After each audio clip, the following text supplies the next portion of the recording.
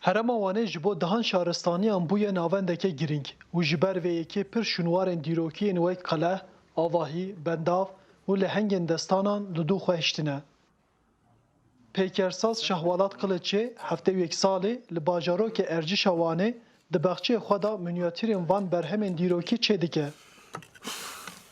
Kaniya Zembilfiroş, rûlyefa Kawayê Hesinkar, qeleha Arzaşkûn û her wiha nîşaneyên ûrartûyên yên bi hunera desta ji keviran hatine çêkirin di bexçeyê Qiliç da me pêşwazî dike.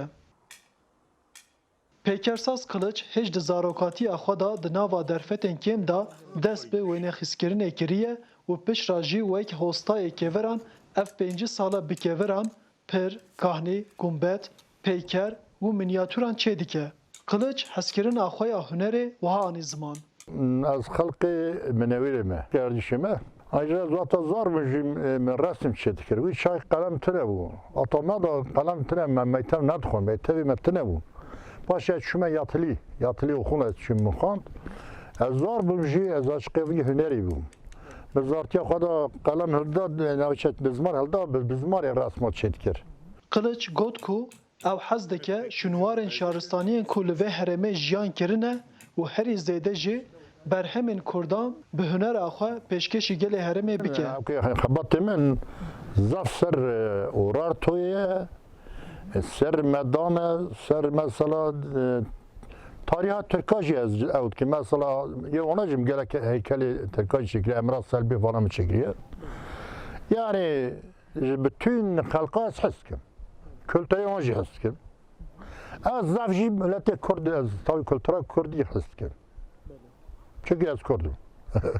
Di nava berhemên Pêkersaz Qiliç da ya herî balkêş minyatûra qeleha Arzaşkûnê ye.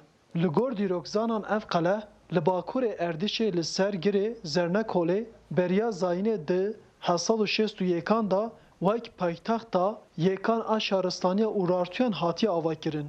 Qiliç ev minyatûre bi kevirên xelatê di nava du salan da yek bû yek û bi zehmetek mezin çêkiriye. Qiliç derbarê armanca çêkirina minyatûra qeleha Arzaşkûnê da wiha got. Küçükê me tiştekî mesela bizamin ku eva kele hani minyatûra ye bira bizamin bira keleke bir başkentê Urartoy bir işte ev amacı mı gitmiş ki me eva 2 sala çekir. 2 sala kabatta min başım evi kele hani çekir. Taşa kevri xelat ye taşa tamamen. Herî dawiyê Pêkersaz Qiliç ji bo berdewamiya pêkersaziyê wiha daxwazên xwe anî ziman. Valla ez dixwazim atölyekê terefê devletê de devletê de heykel atölyesî çêbe ez jî ders bilme piçûk e bilme zarok e bilme öğrenci ya bilme taleba mesela ev sibê mirin çû heftê sala min min e sibê mirim çû bir eva sanatê me endane be mesela bir piçûkê me hîna bin em evî daxwaza me ye. Em jî hêvî dikin ev bexçeyê ku li ber pala girê Zernekolê bibe eynika herêmê û hemû berhemên ûrartûyan û şaristaniyên din wek hêviyên Pêkersaz Qiliç bi destên zarokên Kurd werin xemilandin û wek müzeyekê vekirî pêşwaziya gelê herêmê bike. Arif Aslan, Dengê Amerîka, ji bajarokê Ercişa Wanê.